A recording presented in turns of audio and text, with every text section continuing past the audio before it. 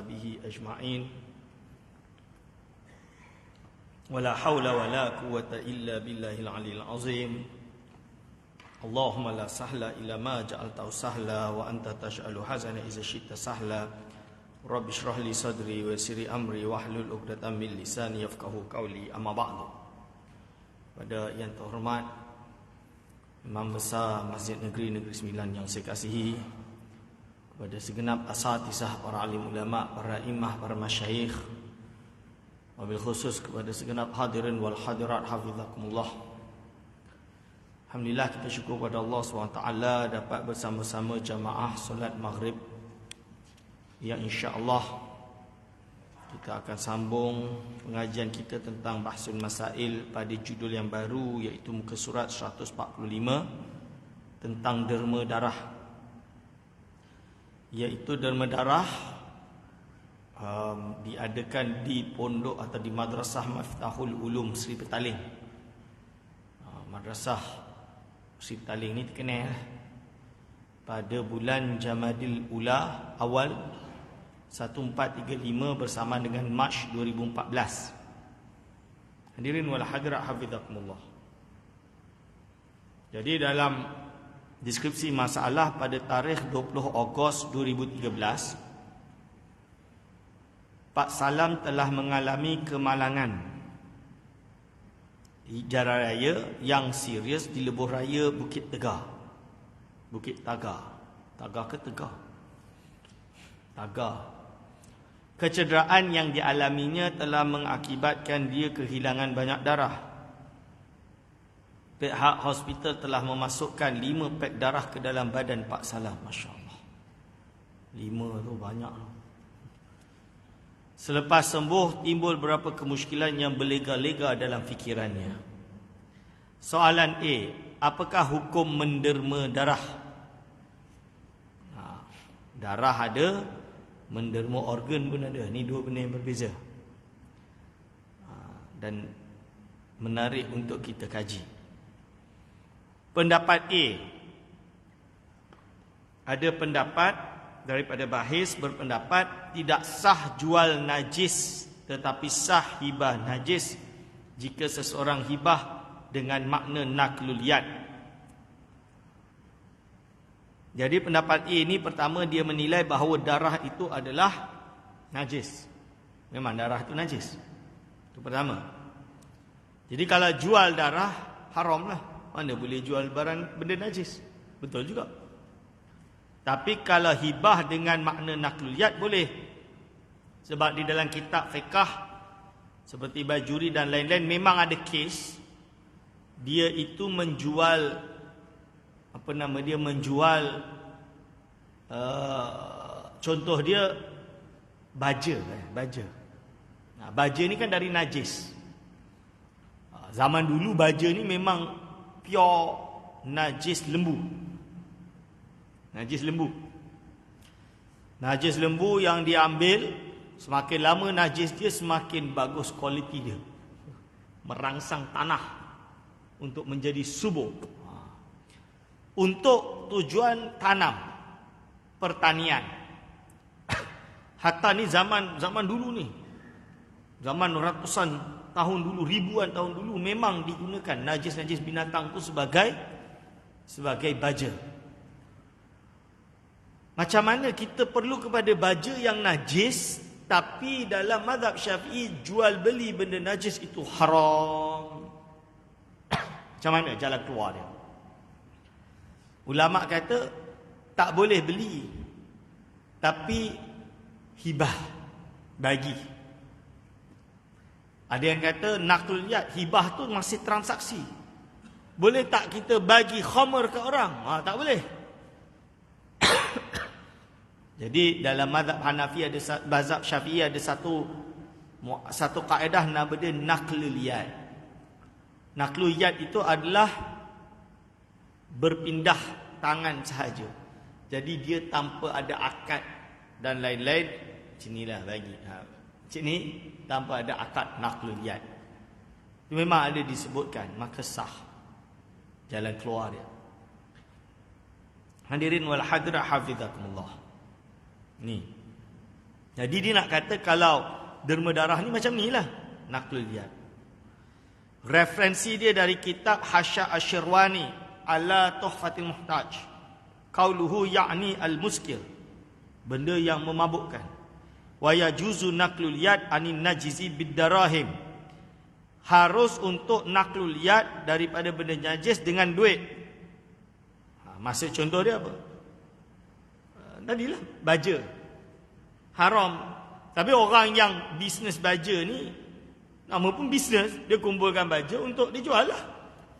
Sebab petani-petani lain, dia tak ada time nak bela lembu untuk ambil najis dia, nak jadi olah letak bahan ke garam ke apa supaya boleh jadi baja yang bagus dan menyuburkan tanah. So dia kena beli benda tu. Dan ada orang buat bisnes benda tu. Tapi haram. Cuma diperlukan. Apa jalan keluar dia? Mesti ada jalan keluar dia. Maka kita Hasya Asyirwani kata naqlul yad anin najisi bid darahim. Ini dirham. Okay. Ini baja naqlul yad. Ini naqlul yad, letak duit, ambil tanpa ada akad. Ini tu naqlul yad. Tapi kalau kita melihat, alah sama je lah Ustaz. Dalam muamalah ni, sighat menentukan halal dan tidaknya. Tuan-tuan dan puan-puan, Islamic banking, pro and cons. Ada kawan-kawan daripada conventional, bank conventional. Ya. Dia habis-habis dia kata, alah, tak ada beza je, Islamic non-Islamic, no difference. Dia kata macam tu. Kerana apa? In conventional dipanggil interest. Islamic banking, dia tak guna istilah interest. Dia kata qardu hasan, murabahah. Alah, sama je lah, untung juga. Dia kata macam tu. Bunga, dalam bahasa Melayu panggil bunga. Bila bank Islam dikata bagi hasil. So dia kata tak ada beza. Kalau kita belajar dalam Islamic banking, ada perbezaan.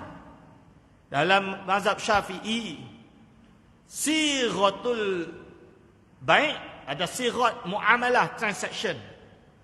Itu menentukan halal dan haram jenis akad dia.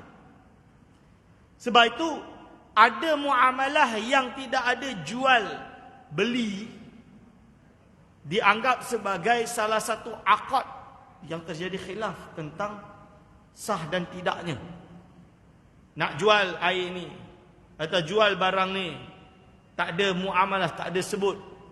Kan? Ini ada perbahasan dalam kitab. Kena jelas akad dia. Jual beli ke, sewa ke, pinjam ke. Pinjam berbeza. Pinjam kereta, sewa kereta, dua benda beza. Boleh tak saya nak pinjam kereta? Boleh, bayaran dia RM10 sehari. Itu bukan pinjam, itu sewa. Sebab pinjam, bahasa Arab dia dipanggil i'arah. Konsekuensi dia berbeza.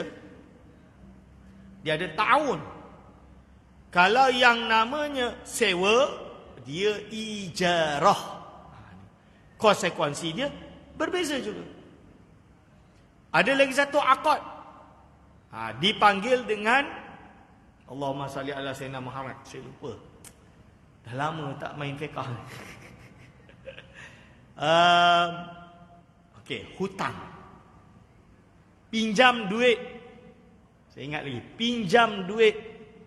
Ustaz, saya pinjam duit. Pinjam duit ni hutang lah tu. Oh, beza Ustaz. Hutang ni ada ambil untung. Kalau pinjam tak ada yang diberi untung. Mana boleh. Yang namanya pinjam duit, itu tidak boleh ada untung rugi. Duit ini tidak boleh diperdagangkan. Maksud dia tak boleh diperdagangkan kan? Jadi kalau tuan-tuan nak hutang, perlu duit. Orang yang memberi pinjam atau memberi hutang itu tujuan dia ta'awun. Membantu tujuan dia. Kalau tujuan dia saya pun nak ada untung, itu nama dia riba. Ribaul qard. Sebab apa? Dia ada qardun, ada qirat. Qirat itu mudharabah. Qirat itu sama dengan mudharabah. Mudharabah itu joint venture. Qirat dalam mazhab Syafi'i, mazhab Hanafi dipanggil mudharabah. Qardun adalah seseorang memberi hutang kepada orang lain, iaitu duit yang diberi. Kalau barang dia tak kata qardu, dia panggil i'arah, pinjam. Kalau duit dia namanya qardun, hutang. Hutang tak boleh diminta lebih. Means kalau hutang RM100 balik-balik, yang wajib untuk dibalikkan adalah RM100 qardu. Tapi disunatkan bagi yang berhutang qardu hasan. Qardu hasan tu apa?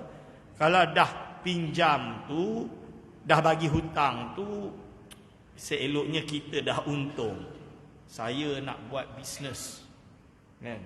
Saya nak qardu lah, hutang dengan Ma'ins.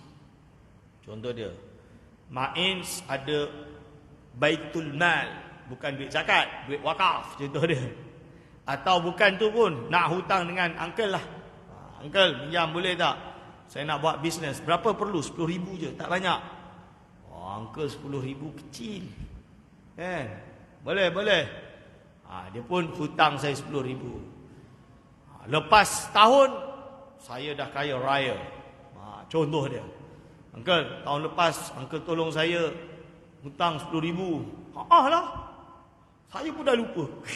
Saya ingat hari tu awak minta. Saya bagilah. Tak, hutang. Ini duit dia. Bagi balik 10,000. Tapi 10,000 ni saya untung 10 kali ganda, uncle. 10 kali ganda. Uncle baik sangat sampai lupa tu hutang. Uncle kat bagi tu dah. Kalau saya tak sebut pun halal lah. Maka saya tambahlah RM1,000 ekstra. Ini terima kasih lah. Itu nama dia qardu hasan. Dapat pahala ke? Ini qardun itu bukan bisnes. Dia adalah yang dinamakan ta'awun, membantu. Macam i'arah, dia itu bersifat tabarruk. Tabarruk itu adalah benda yang diambil pahala daripadanya. Berbeza dengan jual beli. Jual beli is business. Murabahah is business. Ijarah is business. Sewa, business. Jualah, khidmat yang ada untung. Jualah tu apa? Jualah ni paling luas. Jadi benda yang complicated, jadikan jualah jadi selesai. Apa itu jualah? Jualah, pernah dengar? Jualah tu macam ni. Siapa-siapa dapat kambing saya hilang. Siapa-siapa dapat kambing saya bagi RM1,000. Contoh dia. Contohlah. Padahal harga kambing tak adalah sampai RM1,000. Kan? Tapi tak, kambing ni handsome. Contoh dia. Manalah tahu. Comel. Kambing memang comel. Yang comel lah. Lepas tu, dapat RM1,000. Itu jualah. Kan? Itu jualah. Boleh jadi juga sebab dia luas. Kalau saya buat pertandingan, siapa yang boleh lari, yang dapat nombor 1, saya akan bagi RM1,000. Contoh dia, lari sini sampai situ, siapa nombor 1, saya akan bagi RM1,000. Pun boleh masuk jualah. Pertandingan SMS. Zaman dulu, sekarang dah tak ada SMS. Pertandingan apa? Yalah dekat TV ke, dekat apa kan? Buat ni, siapa dapat diundi, menang akan dapat. Contoh dia undian. Itu jualah. Tapi kalau yang macam SMS dan lain-lain, dia boleh jadi haram. Sebab haram dia, bila dia nak dapat tu, dia kena keluar duit dulu. Macam judi lah. Kalau awak dapat cekuk patung tu, awak dapatlah patung tu. Harga patung tu RM10. Masukkan RM1. Masuk 10 kali tak dapat, 100 kali baru dapat RM100. Berarti RM90 dia dah rugi. Kan? Oh, itu jualan Ustaz. Bukan jualan, itu judi. Betul ke tidak? Dia rugi. Ada yang masukkan bab khusus, nama dia musabaqah. Musabaqah tu pertandingan. Pertandingan tu boleh. Contoh dia, saya dengan uncle. Saya lari lagi laju dia uncle. Tak ada, saya lari lagi laju. Dia contoh dia. Tak percaya, jom bet. Bet haram. Judi. Tak, dia bukan bet. Macam ni. Saya tak percaya uncle boleh lawan saya. Uncle dah tua, saya muda lagi. Cewa. Tua-tua, keladi. Semakin tua semakin menjadi. Okay. Jadi macam mana? Macam ni. Saya kata kat dia, uncle, ni saya ada duit RM1,000. Saya letak sini. Kita bertanding. Kalau saya menang, duit ni saya punya. Duit saya kan? Kekal saya punya. Tapi kalau saya kalah, uncle boleh dapat duit ni. Itu musabaqah. Halal. Tapi kalau macam ni, bet. Okey, uncle letak 500, saya letak 500. Siapa menang, dia dapat 1,000. Itu namanya judi. Tak boleh. Haram. Ini.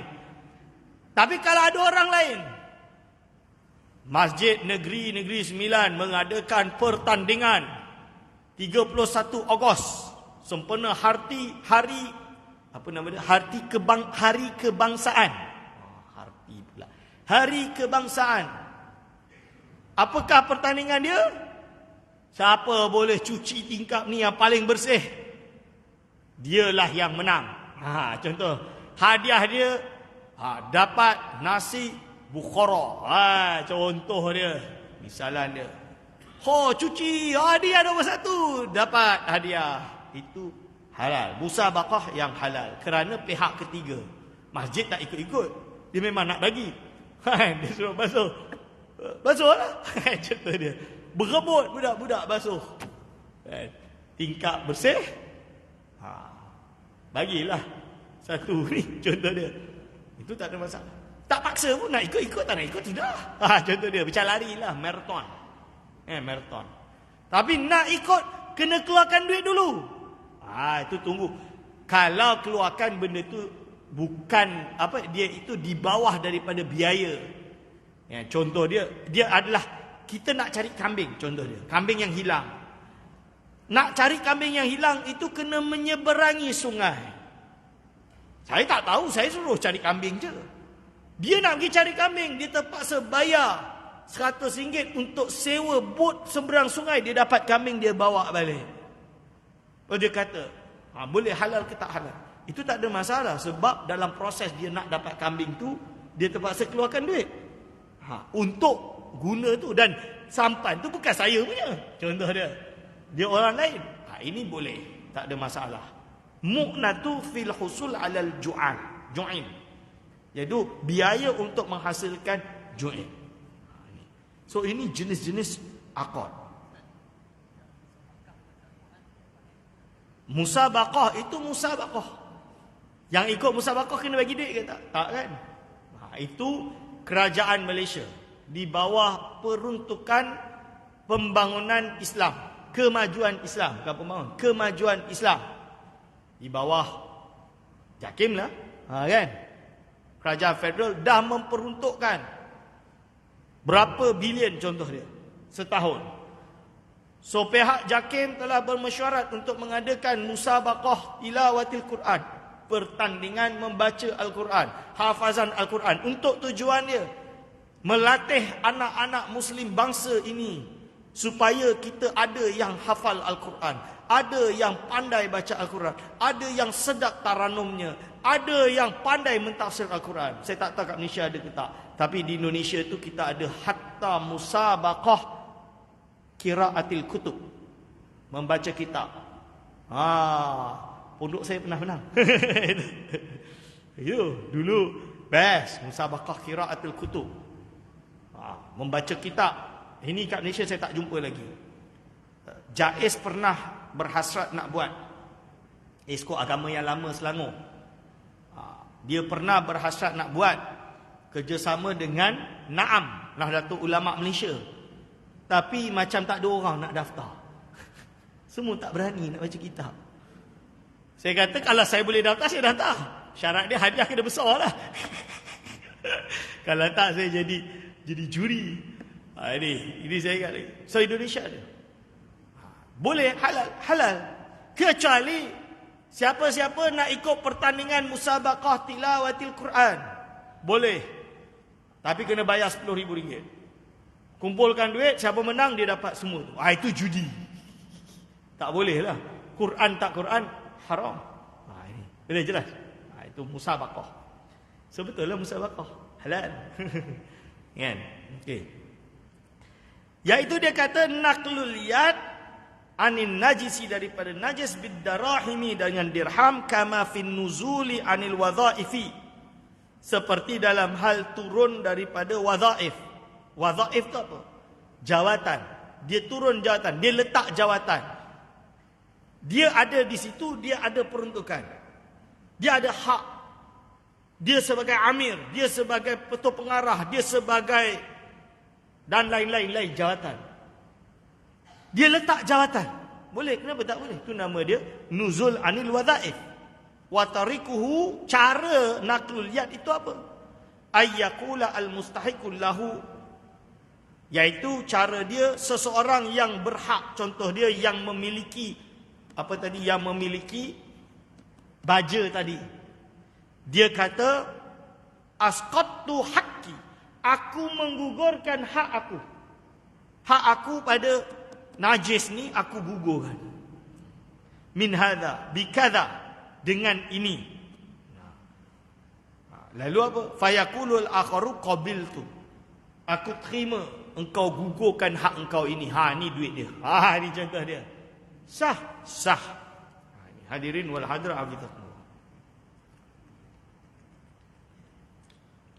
Naqlul yad. Pendapat B, sah hibah sedekah najis dengan makna naqlul yad. Dia pun guna yang sama. Berasal dari kitab Hasyiah I'anatul Talibin.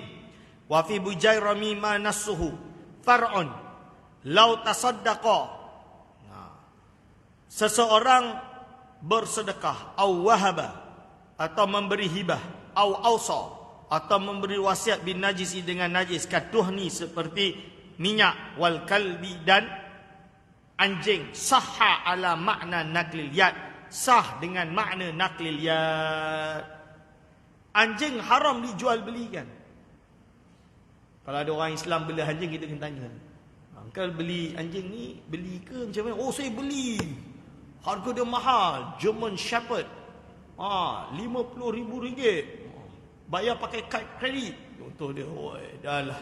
Najis pakai kad kredit pula tu, RM50,000 pula tu. Contoh. Haram. Yang boleh, sebab dia benda najis. Benda najis tak boleh diperjualbelikan dalam mazhab Syafi'i. Contoh yang sah adalah makna naqlul yad. Yang memilih anjing. Ni anjing siapa? Anjing saya. Saya gugurkanlah hak saya. Dengan 50 ni saya gugurkan hak saya. Itu sah naqlul yad. Pendapat C, terus harus. Maksud dia halal lah. Boleh lah. Terus dia kata boleh. Dalam kitab Rawdatul Talibin, An-Najmul Wahaj, apa ibarat dia? Nombor 1. Yajuzu isti'malul jildil maitati qabla ad-dibaghi fil yabisati. Lakin yukrahu wa yajuzu hibbatuhu kama tajuzul wasiyatu. Dia samakan dengan kulit bangkai, kulit maitah, binatang yang mati. Harus menggunakan kulit bangkai qablal dibaghi, sebelum disamak, fil yabisati, dalam keadaan dia masih basah. Lakin yukrahu, akan tetapi dimakruhkan, wa yajuzu, dan halal untuk dihibahkan, kama tajuzul alwasiyatu, seperti halnya boleh untuk berwasiat. Maksud dia apa tuan-tuan? Seseorang, darah tersebut dianggap seperti hibah, walaupun dia macam sama macam kulit yang masih basah mestilah ada najis kan? Ada lemak dia lah, ada apa, ada darah lagi. Dihibahkan, boleh sah, tetap sah. Walaupun makruh. Dia pakai ibarat ni dalam kitab Raudatul Talibin Imam Nawawi. Najmul Wahash, Imam Damiri ke Dumairi, saya lupa nama dia. Imam Damiri. Kalau tak salah Damiri. Najmul Wahash ni dia diterbitkan oleh Darul Minhaj. Darul Minhaj Jeddah. Salah seorang pentahqiq dia guru saya, iaitu Ustaz Abdul Wahab Ahmad Khalil, orang Indonesia. Yang saya kata yang buat qawaid fiqhiyah tu. Dia kata dia termasuk sementara tunggu result tu, dia kata dia ambil job, dibayarlah baca manuskrip tahqiq. Tahqiq manuskrip Najmul Wahash 10 jilid ke 8 jilid saya lupa. Tapi saya ada kitab di rumah. Ini dia, Najmul Wahaj. Apa ibarat dia?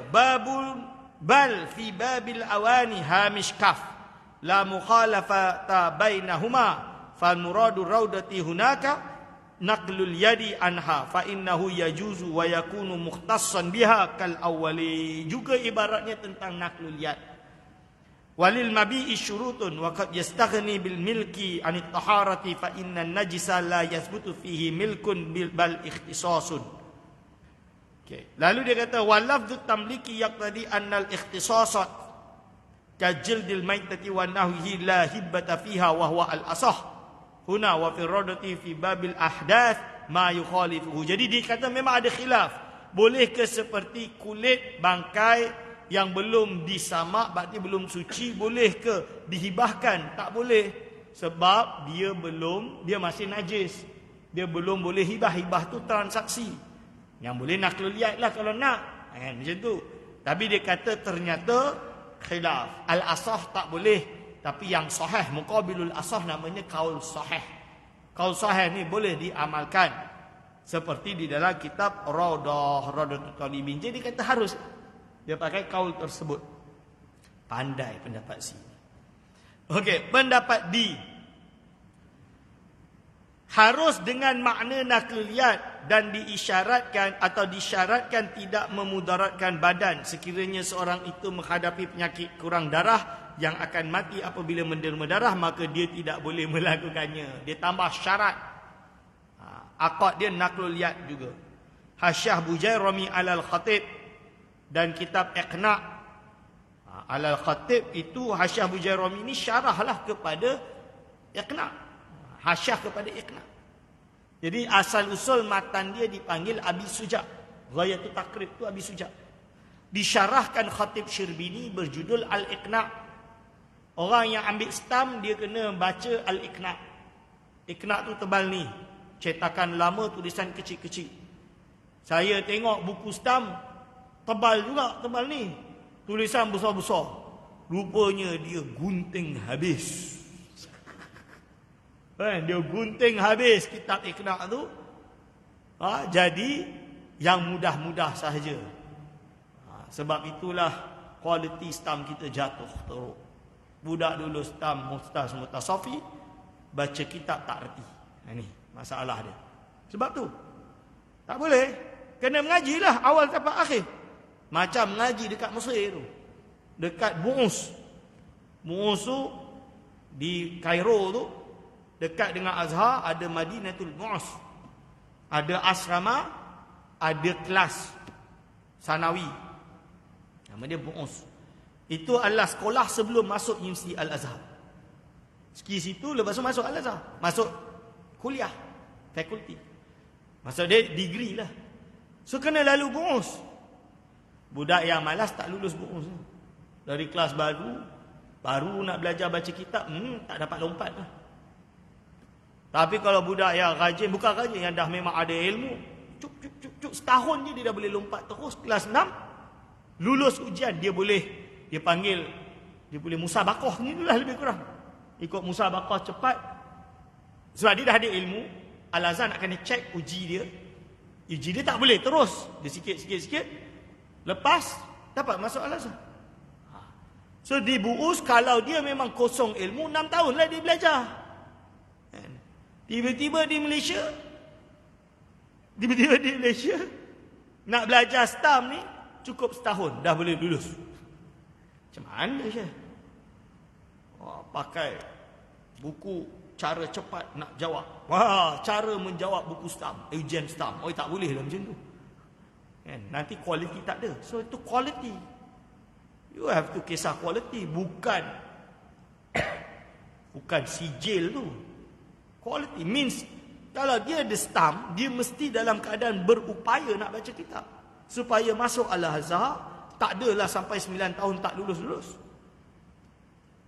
Ini ada yang sampai 9 tahun tak lulus-lulus. Tak boleh. Betul Al-Iqra'. Ni Al-Iqra'. Ni. Apa ibarat dia? Qauluhu wa kullu ma jaza bai'uhu ila akhirih. Afhama kalamuhu. Kalam ini memberi kefahaman imtina'a hibbatil ikhtisasi ka jildil maitati wal khamri al muhtaramah. Jadi benda yang haram, yang najis tidak boleh dihibahkan. Wa huwa kadzalika, begitu juga fil hibbati. Kalau jual beli tak boleh, hibah pun tak boleh, sebab hibah itu adalah salah satu daripada transaksi. Babul bai', bab jual beli. Dalam bab jual beli ada jual beli, ada hibah, ada macam-macam, ada. Bimakna tamlik, dengan erti tamlik, kerana hibah itu adalah menjadikan kepemilikan ini kepada si fulan itu. Tamlik. Amma bimakna nakliliyat, kalau dengan makna nakliliyat, fajaizun, maka boleh. Nakliliyat itu apa? Ini barang saya. Saya declare ini bukan milik saya tu, Ustaz. ini nama dia. Itu bukan tamlik. Saya tak bagi dia. Saya kata saya gugurkan hak saya ni. Ni kan. Si fulan tu saya kuasai lah ni. Contoh dia. Ini gugur hak dia. Itu nama dia nakliliyat. Halal. Halal, tuan-tuan. Ibn Qasim. Sin mim tu Ibn Qasim. Wa qauluhu bimakna tamlik ila akhiri ay fa idza qala wahabtuka hadza al-khamra, seperti halnya ketika seorang berkata aku memberikan kepadamu khamr ini, masalan fa in arada malaktuka la yasih, kalau maksud dia aku memberi kau kepemilikan benda ini, maka la yasih, tak sah. Wa in arada naqaltu yadi anhu sahha, kalau dimaksudkan apa? Aku memindahkan kuasa, naqaltu yadi, kekuasaan ini aku pindahkan, aku tarik kekuasaanku, iaitu nuzulul wazaif. Macam dia cabut hak dia. Dia cabut hak dia, dia tak berhak lagi lah. Na'udzubillah min dzalik, dia bagi macam ni. Sahha, maka sah ila akhirih. Li anna babaha awsa, kerana bab dalam nakliyat ini lebih luas. In kana min jihati annahu yajuzu hibbatu asya' wa la yajuzu bai'uha fal bai'u kadzalika. Okey. Kalau benda itu yang sah untuk dihibahkan dan tidak boleh dijualnya, maka menjualnya apa? Wala tajuzu hibbatuha. Benda yang boleh diperjualbelikan boleh dihibah. Benda yang tidak boleh dihibah tak boleh. Tak boleh lah. Illa ayyuqala min jihati annal ba'dal afradi lihibbah la yahtaju ila sighatin wa huwa sadaqah. Wal hadiah fala yu'tabaru fihima sighatun bal yakfi fihima ba'thun wa qabdun. Ada satu lagi pendapat berbeza juga dengan hibah yang tidak berhajat kepada sighah. Dia tak kata malak tukar aku memberi kau kepemilikan perkara ini, tidak. Tapi dia tinggal bagi je lah ni. Maka dia dianggap seperti sedekah atau hadiah. Maka dia tidak diperlukan kepada sighat. Cukuplah dengan kita panggil qabdun, kan? Ba'thun, bagi macam ni. Itu lain, itu boleh pula. Itu dia bahas macam tu. Lalu dia sebut wa yahrumu dalam kitab Iqna', wa yahrumu, dan haram ma yadurrul badanu, perkara ma yadurrul badana, perkara yang membahayakan badan, awil akla, ataupun akal, kal hajari wa turabi wa zujaji, seperti batu, tanah dan kaca, wasum, dan juga racun, kal afyun, seperti opium. Ni opium, tuan-tuan. Wa huwa labanul khashkhashi, dia itu sejenis susu khashkhashi, nama jenislah ni. Lianna dzalika mudurrun, kerana opium ini membahayakan. wa rubbama yaqtulu, dan kadang-kadang boleh membunuh. Sebab itu dadah haram. Sama. Ulama dulu dah bahas. Nama dia berubah. Dulu tak adalah heroin, opium. Lepas opium, lahirlah ganja, naik, heroin, kan? Dan lain-lain. Hadirin wal hadirat abdakumullah ni. Haram. Waqad qala ta'ala wala tulqu biaidikum ila tahlukah. Sebab ayat tersebut, jangan kau melemparkan diri kau kepada kerosakan. Lalu dia sebut di sini, ada sebahagian mubahisin tidak bersetuju dengan pendapat dia tak setuju yang meletakkan tidak memudaratkan badan sebagai syarat, kerana menurut pendapat mereka derma darah tetap diharuskan walaupun mendatangkan kemudaratan kepada penderma. Alasan mereka berdasarkan ibarah di bawah adalah boleh bahkan disunatkan melakukan perkara yang pasti memudaratkan diri sendiri untuk manfaat orang lain. Ithar kita panggil, mementingkan orang lain bukan mementingkan diri dia. Apatah lagi perkara yang belum pasti memudaratkan. Lagi-lagi benda tu tak pasti. Ambil darah tu belum pasti. Boleh mengutamakan orang lain walaupun diri sendiri dalam keadaan terdesak dan memerlukan. Apatah lagi jika tidak dalam keadaan sedemikian. Darah yang berkurang pasti akan bertambah. Jangan risau, tak cukup darah. Darah ni mesti akan bertambah. Dulu saya pernah masuk hospital. Tiap-tiap hari dia tarik darah saya. Saya cakap kepada dia, "Dok, you always take my blood. I might not have enough blood, you know." Jadi doktor ketawa kat saya. Don't worry, your marrow bone ni akan keluarkan darah. Dia akan buat darah bila you tak cukup darah. Oh really? Yeah, but you need to eat. Dia kata kan, kena makan. Nah, waktu tu saya tak ingat sakit apa. Denggi kot. Oh, tiap-tiap hari saya kena ambil darah. Banyak apa tu? Siang pagi, siang dan malam. Oi. Nah, ni macam vampire pula. Yujah dia dari mana? Bughnil muhtaj. Tanbihun hal muradu bima yafdulu anhu an saddir ramqi aw shibai walau wajada muttarina. Wa ma'ahu ma yakfi ahaduhuma wa tasaila ila akhirih. Tu hujah dia diambil dari kitab ni. It'amul mutir maksumu muslimin azimin. Dia nak bagi contoh orang yang terpaksa dalam keadaan darurat. Okey, keputusan hukum menderma darah mengikut prosedur kesihatan sekarang adalah harus beratas dasar nakluliyat. Keputusan dia halal derma darah. Jadi tuan-tuan yang ingin derma darah, bolehlah pergi ke bulan sabit di Malaysia ini untuk segera derma darah. Ini dari kitab mana? Hasyah Bujairami, Hasyah I'anatul Talibin, Raudatul Talibin, Najmul Wahaj, Iqna' Ma'an Nas, Musyawarat wa Fatawa. Ini yang ditambah oleh perumus daripada fatwa Syekh Muhammad Said Ramadan Al-Buti. Yang itu saja saya baca. Ma hukmut tabarru'i biddami wa zar'il a'dha'. Apakah hukum memberi derma darah atau anggota organ?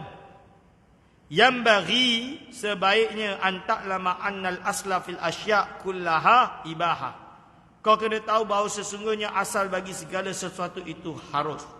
Lalu terkecualilah perkara yang muharramat, yang diharamkan daripada umumnya perkara-perkara tersebut sebagai pengecualian. Ai bi muqtadha nususin wa adillatin, iaitu sesuai dengan nas, tuntutan nas itu dan adillah, dalil-dalil dia yang menetapkan hukum haram baginya. Jadi kena ada dalil yang haram baginya secara spesifik. Bukan berarti tak ada dalil maka bid'ah, Rasul tak buat. Tak boleh. Tak sesuai. Ini kena faham.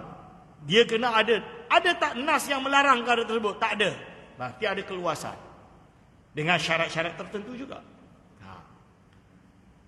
Wa naqlud dam min insanin, memindahkan darah dari seseorang kepada yang lain bitawa'iyati tarfaini, dengan keredaan dua-dua orang, yang mana tidak lam yarid nassun au dalilun, yang tidak ada nas ataupun dalil atas keharamannya. bal huwa yadkhulu fi a'malil birri wal khidmat, bahkan dia masuk di dalam pekerjaan-pekerjaan yang baik dan khidmat manusiawi yang mana Allah SWT syaratkan, iaitu ta'awanu 'alal birri wa taqwa. Maka perkara ini adalah harus, berkuliatiha semuanya adalah harus. Bahkan dia adalah amalan manusia yang baik dengan syarat yang diketahui, sesuai dengan syarat-syaratnya menurut tabib, menurut doktor yang ahli. Ini syarat dia, min a'dha'ihi la yu'ariduhu ila akhirih. Jadi dah ada fatwa yang kata boleh, dan juga fatwa yang ada di Malaysia juga mengharuskannya. Tuan-tuan dan puan-puan, insya-Allah yang sudi untuk menderma darah segera menderma darah. Segala silap saya mohon maaf sebesar-besarnya. Aqulu qauli hadza astaghfirullah li wa lakum. Wassalamualaikum warahmatullahi wabarakatuh.